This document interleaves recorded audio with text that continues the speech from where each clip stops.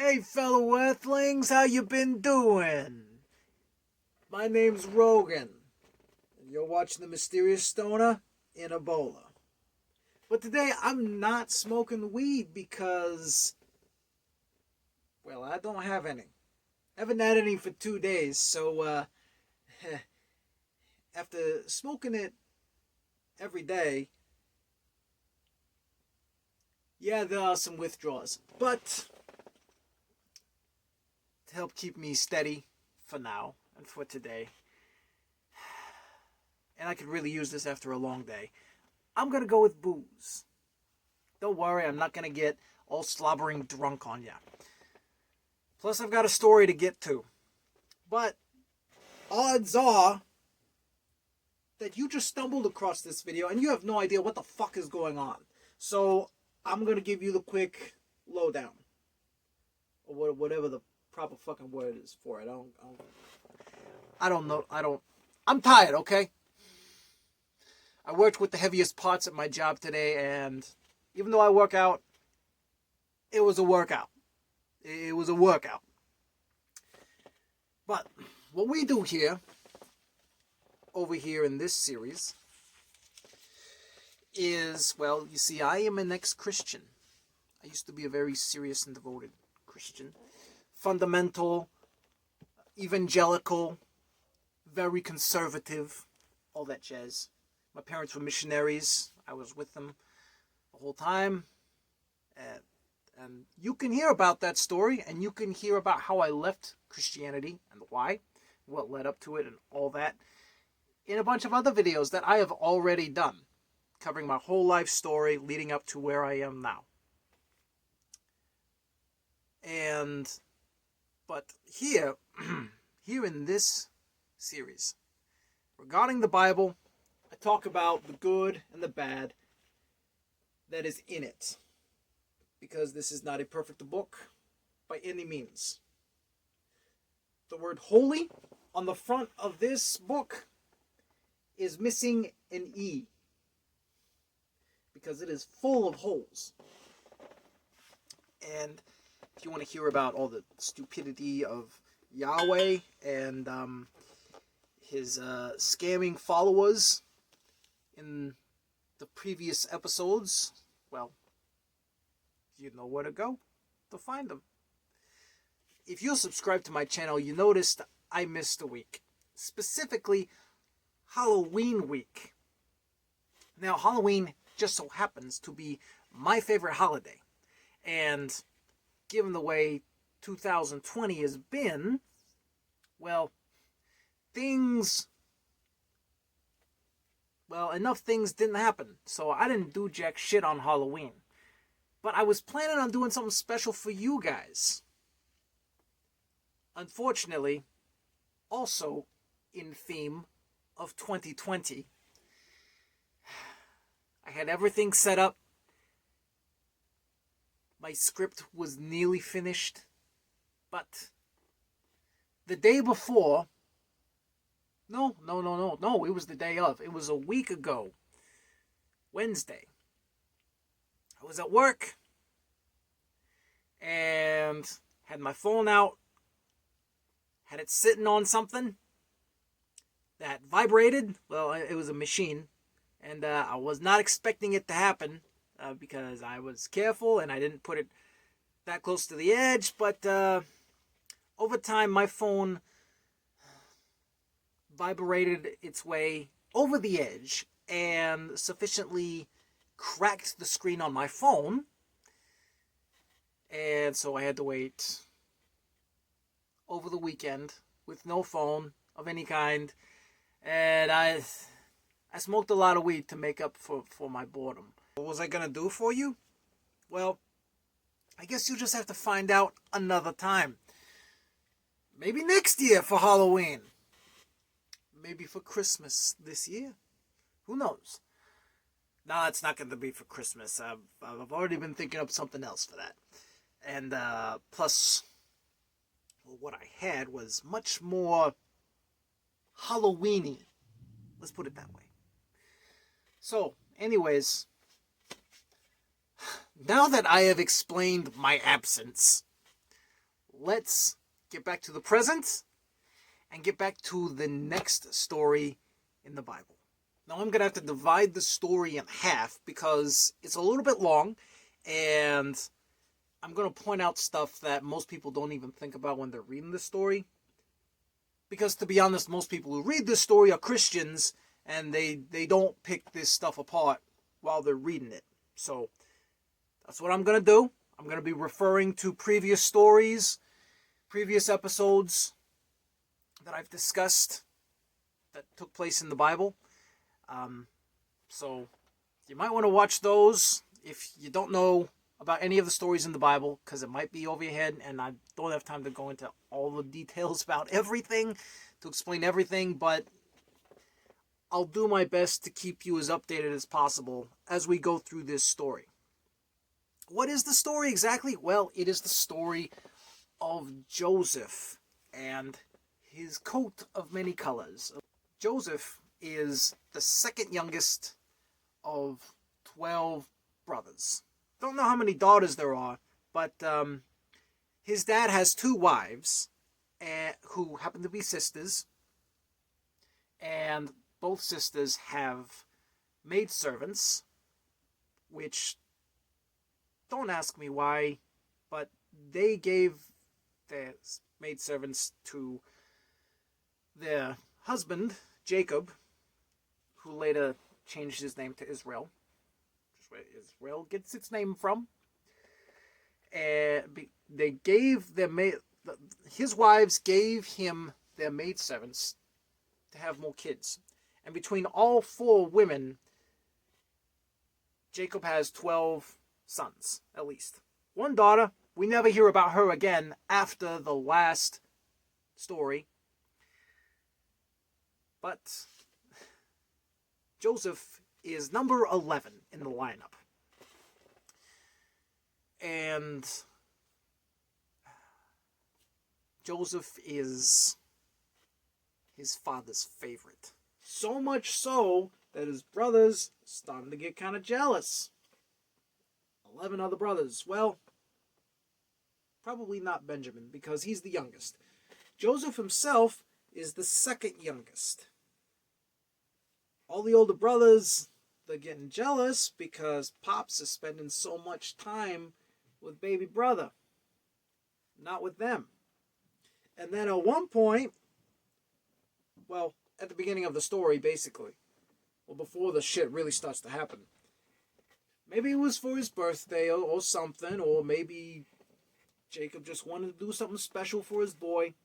Jacob has a coat made for Joseph. Not just any coat, but a coat made of many colors. And his brothers fucking hate Joseph for this. Because none of them get a coat of many colors. And his father is wealthy as shit. Alright? He's like well, maybe not Bill Gates, but he's rich out the balls. He's like movie star level of rich. And he makes a coat of many colors for his son. Only one. For his one son. And so why does this piss off the other brothers? Surely they could have gotten coats too. Maybe they did at some point. But only Joseph got one of many colors. The reason why this is kind of sort of a big deal to them is because back then,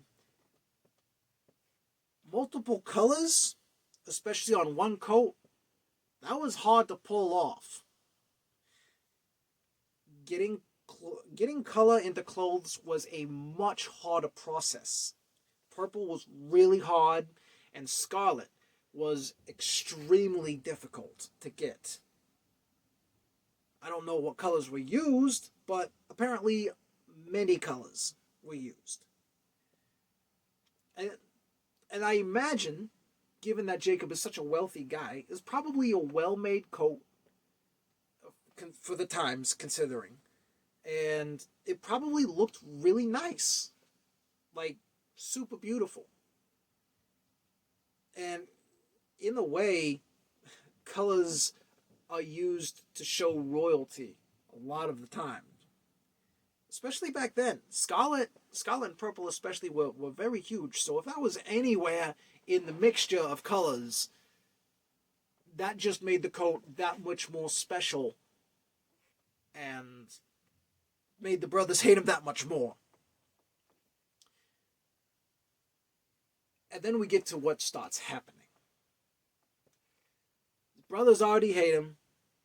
And Joseph, he's probably in his early to mid-teens at this point. That's what most people think, because he's a really young guy, and the way he acts is, well, you'll see.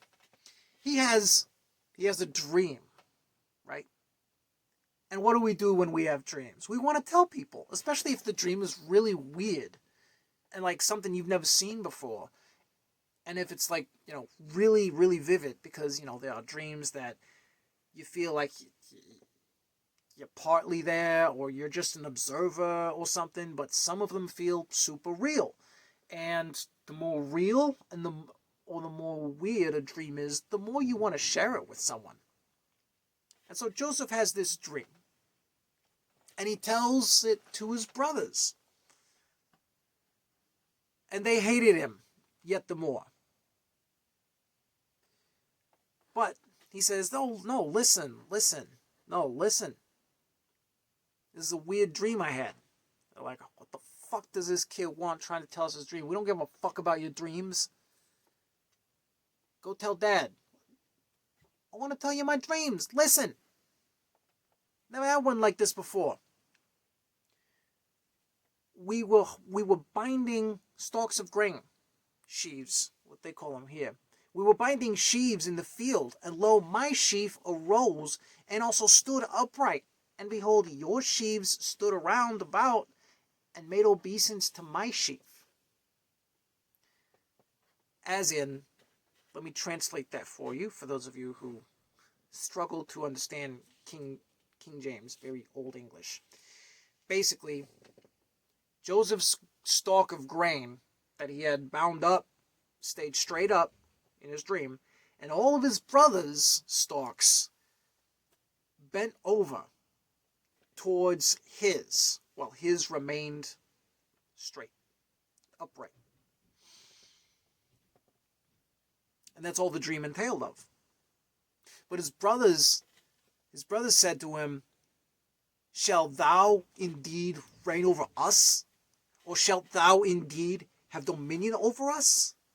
And they hated him yet the more for his dreams and for his words. Great brothers. Great supporting brothers. And then he dreams another dream. And he told it to his brethren. Probably shouldn't have done that. This is the telltale sign of a young kid. He doesn't know when his own brothers hate the living guts out of him.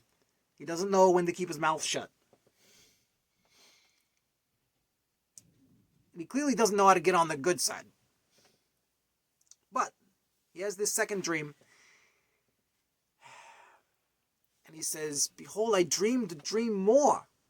And behold, the sun and the moon and the 11 stars made obeisance to me. Not to something I owned, to me. The sun, moon, and 11 stars bowed out to him in his dream. And he shares this dream with his brothers. He shared it with his brothers, and his father was there too, this time. He told it to his father and to his brethren. And his father actually rebuked him and said unto him, what is this dream that thou hast dreamed?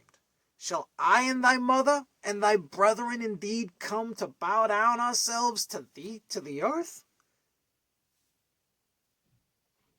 And his brothers envied him, but his father observed the saying. So his brothers are getting even more angry and pissed with him. His father isn't taking his dreams too seriously, but just enough. Just a little bit. And I think his brothers can tell. Joseph's brothers, that is. And then one day, well, did I mention that Jacob had a shit ton of cattle?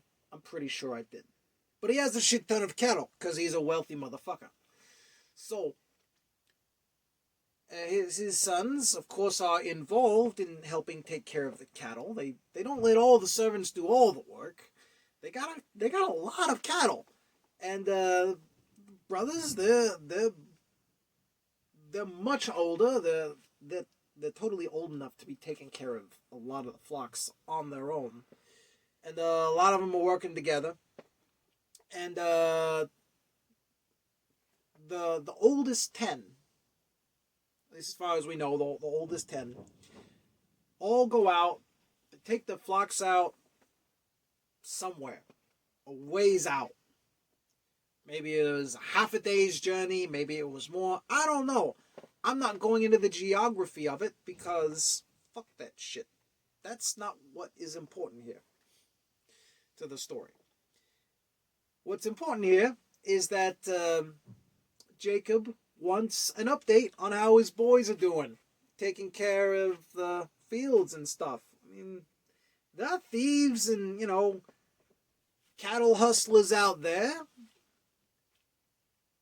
And he wants to make sure everything's okay. So, he calls in his favorite boy, Joseph, my son. Get you some food for the journey and go see how your brother's doing out in this place called Shechem that they're feeding the flocks in. The goats and the sheep and all that. And Joseph is like, all right, sure thing, Pops, no worries. And he goes off. He's got his coat of many colors on him and everything. And he's happy to go see his brothers, I guess.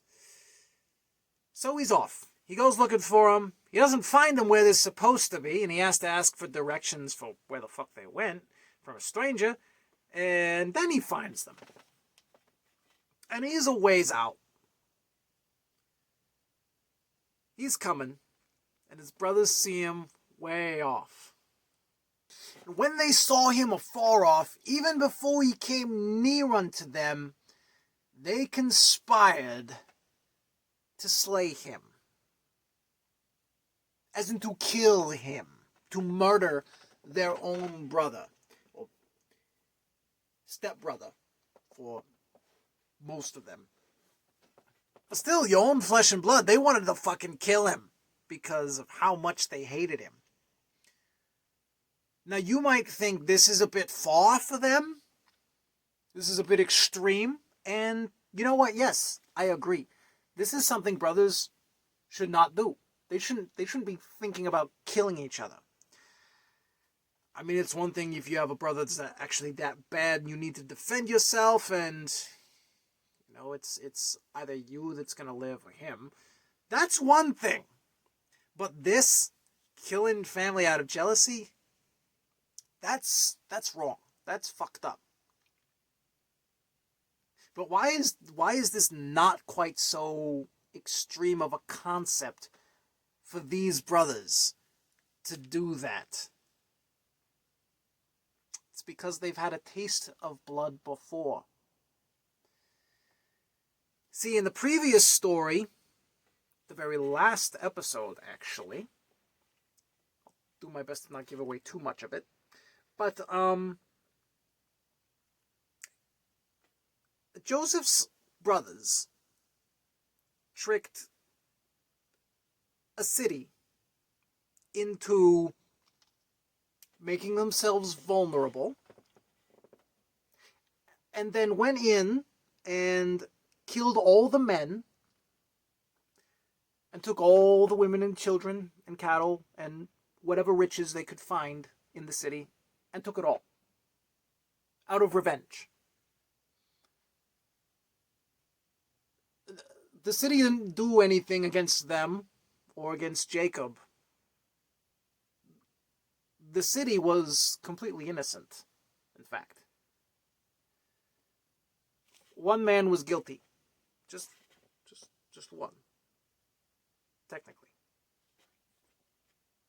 It's questionable whether or not that man was even guilty or not, because the Bible goes on to say that that man was more honorable than everyone. Somehow. Even though he was somehow the guilty party.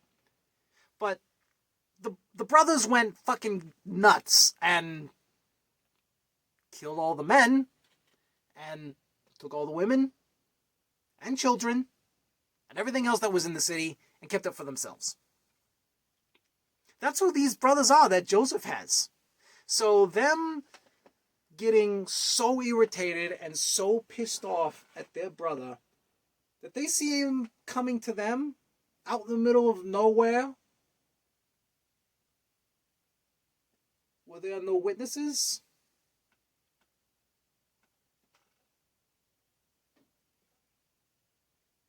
Hey guys. How you feeling about killing this little shit? Oh, you agree? Oh, I'm not the only one? All right. Let's talk about it then. So, they talk about it. They said to one another, "Behold, this dreamer cometh. Come now, therefore, let's kill him and cast him into some pit. And we'll say some animal, some hungry animal came and ate him.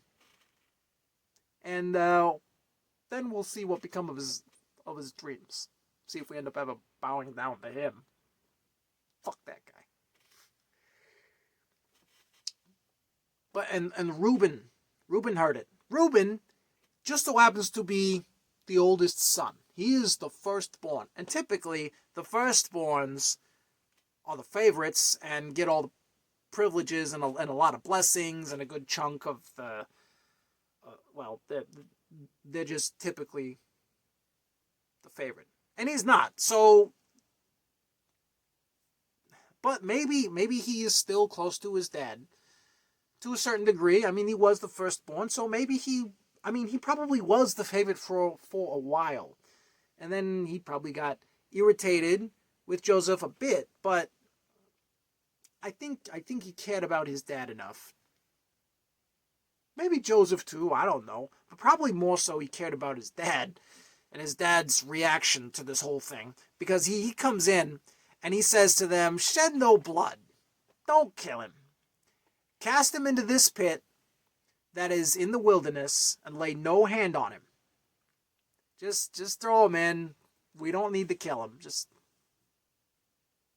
We'll fuck with him for a bit. We'll toss him in, screw around the bed. Just don't fucking kill him. Don't fucking do that." Thank fuck for Reuben, huh? Reuben was the only one with any fucking sense. And apparently, he was planning to come back later and pull him out of the pit and send him back home. Maybe he went along with the idea of killing Joseph, but worded it that way, let's not shed any blood, to go along with him, but say, hey, you know what, let's just let him starve down here, or something, or it's going to take him a long time to dig and crawl his way out, so, even if he does come back, maybe someone else will get to him before we do, or whatever. Let's just throw him in a pit and forget about him. Because he was planning on coming back and pulling him out. Well, apparently that year was 2020 for Reuben, because things didn't go according to his plans either. And it came to pass, when Joseph was coming to his brethren, that they stripped Joseph of his coat. They took his coat of many colors, that was on him. They took it, they cast him into a pit, an empty pit, probably dry or muddy. It says there was no water in it, so I mean it could have been real muddy or it could have been really dry. But they threw him in there, took his coat away from him, left him in there, and then they sat down to eat. Because that's how much of a fuck they gave. So they're sitting there, enjoying their meal. Joseph is probably, I mean, if he's not bawling his eyes out, he's pissed, yelling at them. Who knows what? Poor fucking Joseph. He might be hungry too. They probably took his food from him, maybe. I don't know. But he's in the pit, probably calling out for help, trying to get him to pull him back out. It's like, come on, guys, it's not funny anymore. Let me out. Give me my coat back that Dad gave me. Come on, guys. And they're like, nah, fuck you, man. We're going to enjoy this nice salted pork that we got up here. We're going to enjoy our meal and enjoy laughing at you in the meantime. Fuck your dreams. And while they're eating and having a good time, they look up and off in the distance, who should they see but their extremely distant relatives? Not that they necessarily knew that they were related. They might not have, but they were. A company of Ishmaelites coming from Gilead with their camels, bearing spicery and balm and myrrh, going down to Egypt. Tradesmen, merchants, Ishmaelite merchants. And apparently Reuben was gone because what transpired here, well, we'll find out that Reuben was gone. But I'm letting you know Reuben wasn't here for what's about to go down. And one of the brothers, named Judah, speaks up and he says to his brothers, hey, what do we get out of it? What do we profit if we slay our brother and conceal his blood? What do we get out of it?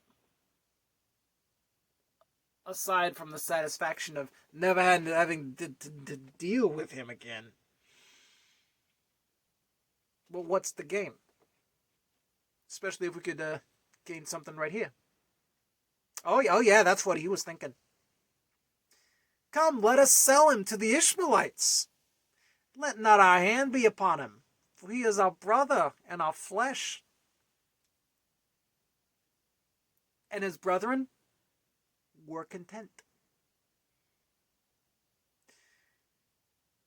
And so they end up selling Joseph for 20 pieces of silver.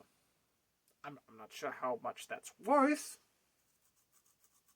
but apparently they were happy with the deal. And then Reuben comes back. He comes back to the pit, and he's like, oh shit, where the fuck is the kid? The child, he gets there. Joseph's not in the pit, and he tears his clothes. Reuben tears his own clothes. It's a sign of mourning, of being like super sad. That's what they did back then. It's like, I guess it's like the sad version of pulling your hair out when you feel like you're going crazy, but you're like so sad you rip your clothes. Yeah, don't ask me. Tradition, it's just I don't know. It's just how they did it back then. It continues on in further down throughout the Bible. You'll see it here and there again. It's kind of a common thing. Weird, but common. That's how they mourned back then. But he's so sad that he rips his own clothes, and he says, "The child is not, and whither shall I go?" This is probably the brightest spot in this story so far. In this first half of the story, for sure. Because Reuben He is acting, well, okay, it's not perfect. They shouldn't have thrown Joseph in the pit in the first place, but he is attempting to act with some responsibility here. Whether he gives a shit or not about Joseph or his father's feelings, he gives a shit about one of them. And he's trying to be responsible. He's the oldest brother. He's trying to keep shit together somewhat.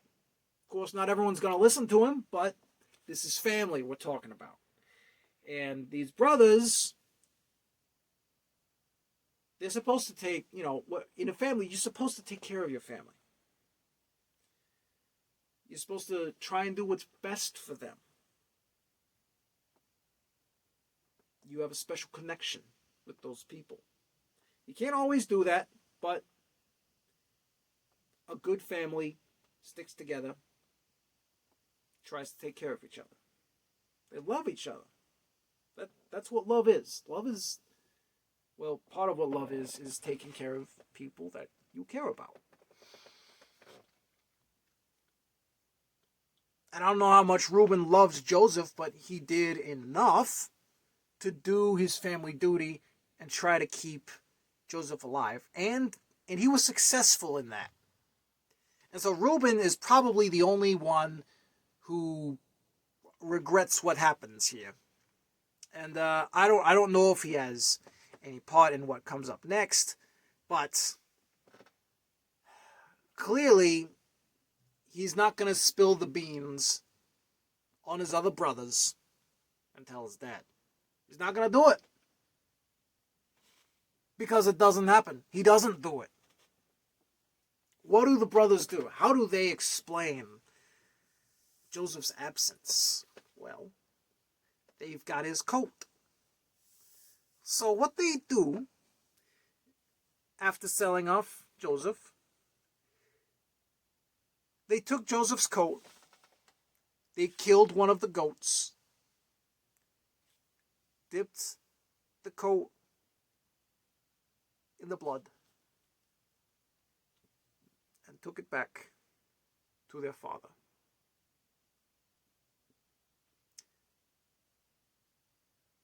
And they said, "This have we found. We found this on our way back. We're not sure if it's Joseph's. Actually, the way they say it is, know now whether it be thy son's coat or no."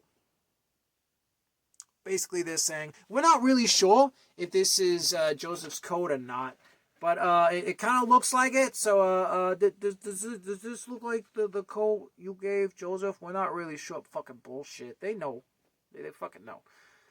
And they would know even if they randomly came across it all bloodied up, like they claimed that they did. They would totally know that it was his. Because that coat pissed them off. They wouldn't forget that fucking coat. But yes, Joseph says, "It is my son's coat. An evil beast has devoured him." Joseph is without a doubt rent in pieces. And Jacob is fucking, oh my god, he is wrecked more than Reuben is. Although I'm sure Reuben felt even worse once he saw how his father reacted. Jacob rent his clothes and put sackcloth upon his loins. Another way of mourning was to wear sackcloth, which is like really uncomfortable clothing.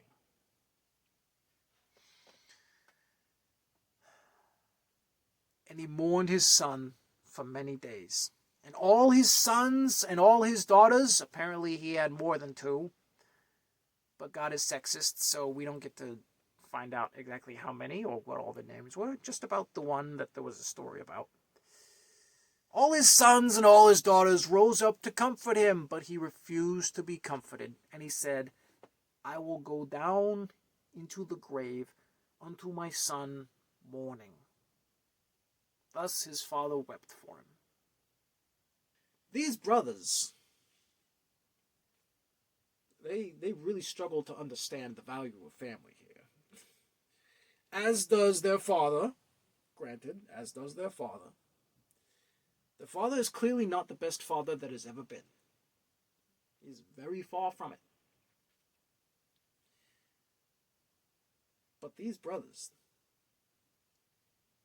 they tricked an entire city into being exposed, killed all the men, took everything from it, for the sake of revenge over what one man did. And then they go and then they trick their own father because their little brother happened to be their dad's favorite. And because he was too young and naive to know when to shut his mouth and stop telling people his fucking dreams. But everything is in a very, very sad state. Jacob is, or Israel, as is his new name, goes back and forth by what the Bible calls him here. But he is super sad. Reuben is suffering. A lot of suffering going on. And it doesn't say that the other brothers felt any remorse or any guilt. And they never told their father. In fact, it's never mentioned here, or, I mean, I've yet to finish refreshing myself on this story. But I'm pretty sure for the rest of this story, there is no mention of anyone telling Jacob what exactly happened on this very eventful day. And so while everyone is mourning and holding a funeral for Joseph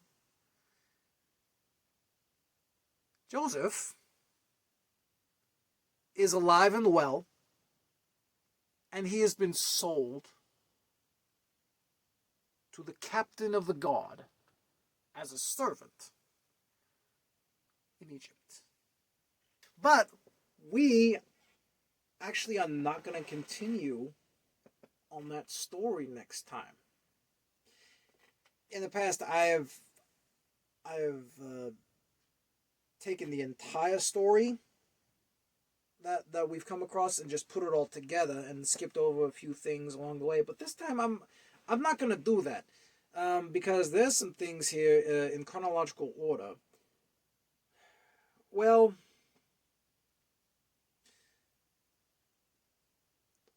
the next couple things that happen don't involve Joseph. We're going to get back to his story, but what goes down in the very next chapter is a little something that I would like to share with you, because it's a story that most people are not familiar with.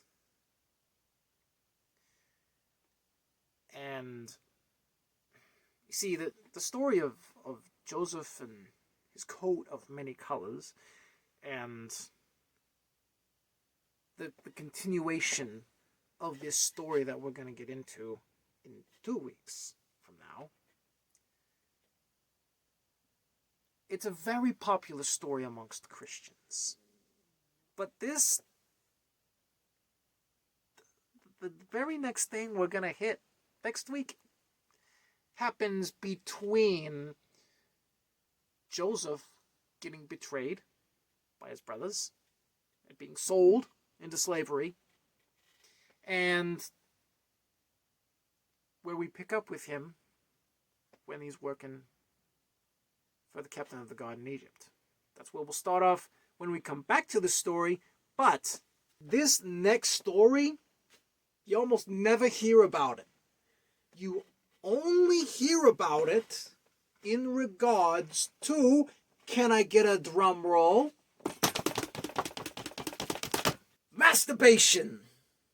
Oh yeah, that's what we're talking about next week. And why it's a fucking sin. Or is it? Come back next week to find out. But that's what we're going to learn about in the next chronological part of the Holy Bible. In the meantime, if you have enjoyed this episode of the Fucked Up Bible, the good, the bad, and the Bible, as I'm calling it, please leave a like, subscribe if you haven't, share with your friends who think the Bible is such a good book. Let's go over that. Send them my way. Share my videos with them. There's so much shit in this book. And we're gonna have fun tearing every little bit of piece of shit in this Bible apart. Or at least I am. So, come back next week, and we will talk about the one passage in the Bible regarding masturbation. Looking forward to seeing you there. Don't worry, after that we'll get back to the story of Joseph. But, in the meantime, stay safe. And until next time, my friends, farewell.